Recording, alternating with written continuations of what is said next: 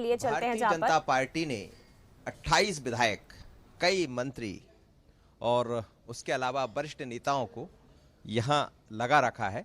लेकिन अंतिम दौर के प्रचार में अब धीरे धीरे कर चीजें थमने वाली है। हम भी थोड़ा सा रेस्ट ले रहे हैं, चाय का वक्त है और चाय पर चर्चा होगी। 2014 की चर्चा आपको याद होगी, चुनाव की चर्चा जब मोदी जी आए तो चाय पर चर्चा खूब होने लगी। लेकिन अभी हम चाय पर चर्चा करने वाले हैं और आप देखिए तमाम, मैं आपको बता दूं, रामपाल सिंह जी हैं, आप जानते ही होंगे, पूर्व मंत्री हैं।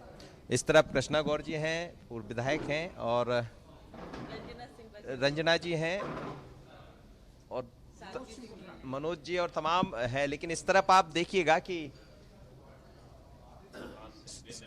बिंद प्रकाश प्राधिकरण के अध्यक्ष हैं और अखंड प्रताप जी हैं, मंडी के जिला पंचायत के युवा अध्यक्ष हैं, बहुत ही कम उम्र में बनने वाले सुरेन जी हैं, और ब्राह्मण समाज के यहाँ के अध्यक्ष और अभी मंडी अध्यक्ष जी पहले मेरे साथ जुड़े थे।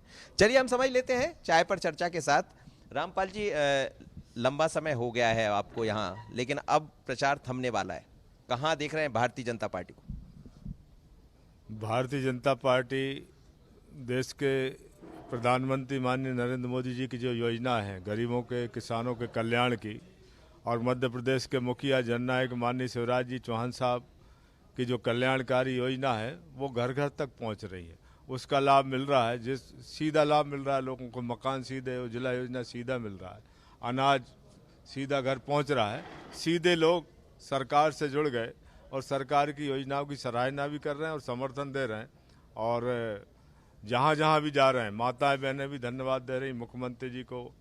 यहाँ भी हजारों की संख्या में लोग पार्टी में शामिल हुए। सीधा लाभ वोट में परिवर्तित हो जाएगा? निश्चित रूप से सीधा लाभ मिलता है तो वोट में परिवर्तित होता है।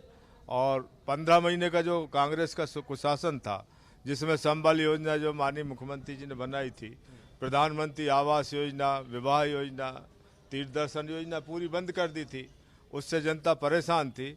लेकिन 15 महीने का जो कुशासन कांग्रेस का रहा, उससे त्रस्त होकर और जनता ने स्वीकार किया कि वास्तव में हमारे हित में जो निर्णय ले रहे हैं, दिन रात हमारी सेवा, भारतीय जनता पार्टी का संगठन नीचे तक जो हमारे बूथ स्तर पर बैठे हुए कार्यकर्ता, उन पर विश्वास जता रहे हैं और पूरे सहयोग के साथ हमें सहयोग कर रहे हैं। कृष्णा गौर जी भी मेरे साथ है। क्या आपको, आप चूंकि 4-5 दिन से यहाँ हैं, महिलाओं के बीच में पहुँच रहे होंगे, जिस बात को आप लोग रखना चाह रहे थे वो महिला समझ पा रही है उसको? क्योंकि सबसे बड़ी मार तो इस वक्त महंगाई की। निश्चित रूप से मैं लगभग पिछले 4-5 दिनों से इस रेगांव विधानसभा में लगातार प्रचार कर रही हूँ। बहुत सारी महिलाओं से मेरा संपर्क हुआ है, बहुत सारी महिलाओं के समक्ष मैंने अपने विचार रखे हैं, बात रखी है, और भारतीय जनता पार्टी के प्रत्याशी के समर्थन में उनका आशीर्वाद देने की बात भी कही। और जिस प्रकार का आत्मविश्वास मुझे महिलाओं में देखने को मिला, भारतीय जनता पार्टी के पक्ष में देखने को मिला, मैं ये दावे के साथ कह सकती हूँ कि आधी आबादी इस समय भारतीय जनता पार्टी के साथ है।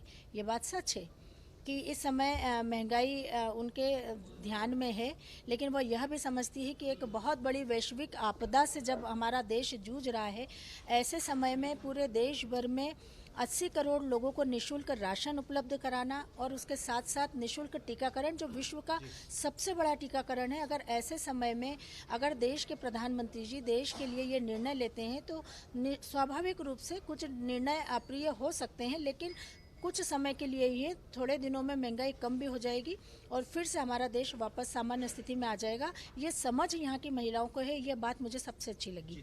समझ रही महिलाएं, समझ रही आप लोग की बात? जी बिल्कुल, बहुत अच्छे से समझ रही हैं। जो भी उनकी समस्याएं हैं वो बता रहे हैं, खुल के सामने आ रहे हैं, और ये भी बोल रहे हैं कि हमको जो सुविधा जो भी मिल रहा है भाजपा से ही मिल रहा है, तो भाजपा की जीत तो निश्चित ही है और भारी मतों से ही होगी, क्योंकि जी बिल्कुल भाजपा की ये जीत होगी। आप ब्राह्मण वर्ग से आते हैं और जातिगत समीकरण भी खूब देखे जा रहे हैं, तो बैठ गया पूरा मसला, समीकरण बैठ गया भारतीय जनता?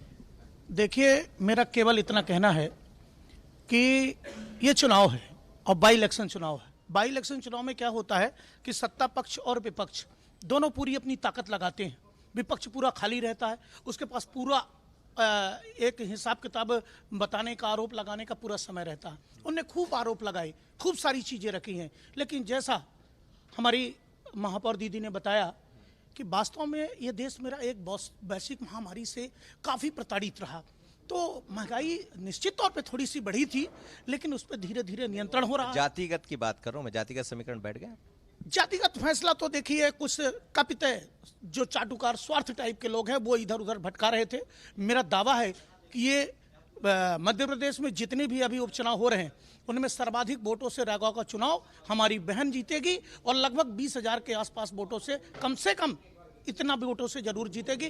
और हमारा जातिगत समीकरण जैसा लोगों को अपवाद स्वरूप सुनने मिला कि ब्राह्मण और ठाकुरों का, तो मैं दावे के साथ कहता हूं कि आज भी हमारा, जैसा बहन जी ने कहा कि 50% से ऊपर अभी तक ब्राह्मण और ठाकुर भाजपा के साथ था। अब धीरे धीरे 1-2 दिन में तो हमें लगता है मतदान होते होते 80% के आसपास पहुंचेगा। ये बहुत ही कड़वा सच है। मैं भी ओबीसी मोर्चे का जिले का अध्यक्ष हूँ और 52% आबादी हमारी ओबीसी की है। और आपको विश्वास दिलाता हूँ कि इस चुनाव में ओबीसी का जैसे 27% आरक्षण माननीय शिवराज जी ने दिया, हमारे मोदी जी ने दिया, उसका काफ़ी असर है। और सारा ओबीसी एकजुट होकर के बहन प्रतिमा वागरी को जिताने का भारी मतों से संकल्प लेता है। सोमवंशी समाज जो है, मैं संयोजक हूँ, मनोज सिंह गोठरा नाम मेरा 15-20 हजार सोमवंशी समुदाय जो है रैगांव विधानसभा में सब बीजेपी के साथ है। शिवराज सिंह माननीय मुख्यमंत्री जी के साथ में, कृष्णा गौर जी भाभी साहब के साथ, मैडम जी के साथ में। चलिए, तो कौन किसके साथ होगा ये चाय पर चर्चा है और बहुत छोटी चर्चा है, क्योंकि अब वक्त बहुत कम है और कम समय में ज्यादा काम करना है। दावे सबके हैं, सामाजिक समीकरणों को भी आप देख रहे होंगे, लेकिन रैगांव का चुनाव बहुत अलग है, बहुत दिलचस्प है। यहाँ सब कुछ दिखाई देगा, इंतजार कीजिएगा। कांग्रेस का अपना दावा, बीजेपी का अपना दावा किसका पूरा होगा, दिवाली किसकी मनेगी, देखिएगा। भारत बुंदेला के साथ मनोज